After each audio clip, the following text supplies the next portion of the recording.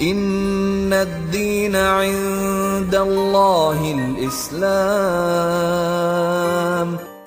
بسم اللہ الرحمن الرحیم۔ صرف 5 منٹ کا مدرسہ قرآن و حدیث کی روشنی میں۔ 5 رجب المرجب۔ نمبر 1، اسلامی تاریخ۔ حضرت عمر رضی اللہ عنہ کی خلافت۔ حضرت ابو بکر صدیق رضی اللہ عنہ کے انتقال کے بعد حضرت عمر فاروق رضی اللہ عنہ مسلمانوں کے دوسرے خلیفہ بنے۔ آپ کے 10.5 سالہ دور خلافت میں اسلام خوب پھیلا، بڑی بڑی سلطنتیں فتح ہوئی، یہاں تک کہ روم اور فارس جیسی طاقتور سلطنتوں پر اسلام کا پرچم لہرانے لگا اور مسلمان بڑھتے ہوئے ہندوستان، چین اور یورپ کی سرحدوں تک پہنچ گئے۔ آپ کے دور خلافت میں 500 قلعے اور 1036 شہر فتح ہوئے۔ آپ کی خلافت کا رقبہ 22.5 لاکھ مربع میل بیان کیا جاتا ہے۔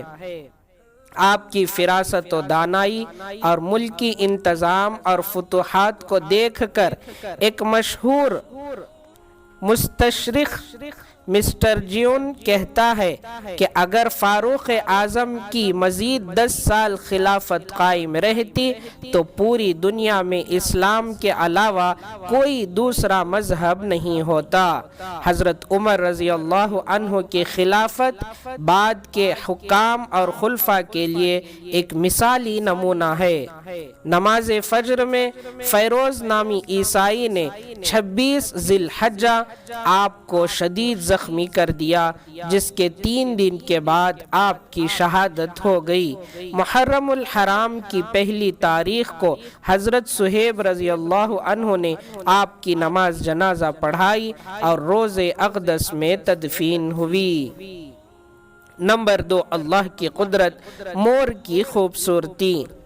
اللہ تعالیٰ نے انسان کو دنیا میں جنت کا ہلکا پھلکا مزہ چکھانے کے لیے ایسا خوبصورت پرندہ پیدا کیا کہ انسان اس کی خوبصورتی کو دیکھ کر حیران رہ جاتا ہے۔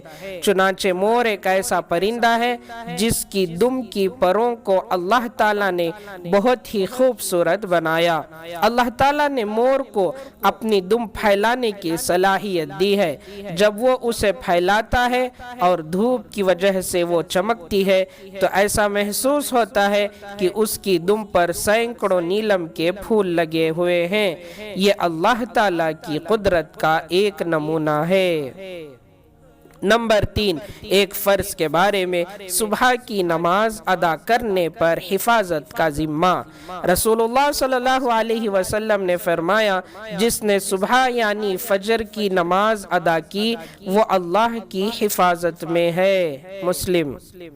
نمبر 4، ایک سنت کے بارے میں، ہاتھ پاؤں کی انگلیوں کا خلال کرنا۔ رسول اللہ صلی اللہ علیہ وسلم وضو فرماتے تو انگلیوں کا خلال فرماتے، ایڑیوں کو رگڑتے اور فرماتے کہ انگلیوں کا خلال کرو، اللہ تعالیٰ ان کے درمیان جہنم کی آگ داخل نہ کرے گا۔ نمبر 5، ایک اہم عمل کی فضیلت، اللہ کے واسطے محبت کرنا۔ رسول اللہ صلی اللہ علیہ وسلم نے فرمایا، قیامت کے دن عرش الہی کے سائے میں 7 قسم کے لوگ ہوں گے، ان میں وہ لوگ بھی ہوں گے جن کا ملنا جلنا بھی اللہ ہی کی محبت کی وجہ سے ہوتا تھا۔ بخاری۔ نمبر 6، ایک گناہ کے بارے میں، قرض ادا نہ کرنا۔ رسول اللہ صلی اللہ علیہ وسلم نے فرمایا، کبیرہ گناہ کے بعد سب سے بڑا گناہ جس کو بندہ لے کر اللہ کے یہاں حاضر ہو وہ یہ ہے کہ موت کے وقت آدمی پر قرض ہو اور اس کو پورا کرنے کے لیے مال چھوڑ کر نہ جائے۔ ابو داؤد۔ فائدہ: مالدار اگر اپنی زندگی میں قرض ادا نہ کر سکا تو مرتے وقت اپنے ورثہ کو قرض ادا کرنے کی وصیت کر دے، اور جو مالدار نہ ہو تو زندگی ہی میں معافی تلافی کر لے، ورنہ قیامت کے دن نیکیوں میں سے اس کا قرضہ ادا کرنا ہوگا۔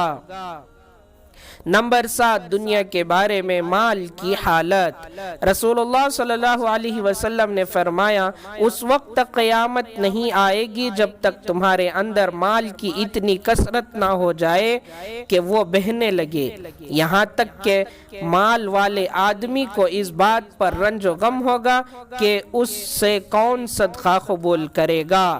وہ ایک آدمی کو صدقے کے لیے بلائے گا تو وہ کہہ دے گا کہ مجھے اس کی کوئی ضرورت نہیں۔ مسلم۔ نمبر 8 آخرت کے بارے میں جنت میں مہمان نوازی۔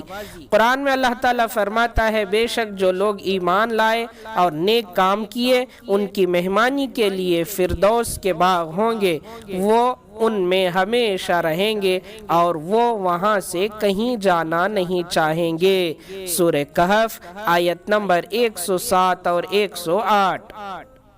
نمبر 9 طب نبوی سے علاج، بیماری سے بچنے کی تدبیر۔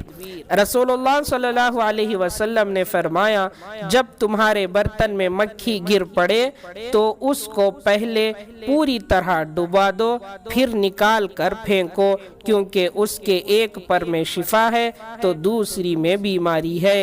بخاری۔ نمبر 10 قرآن کی نصیحت۔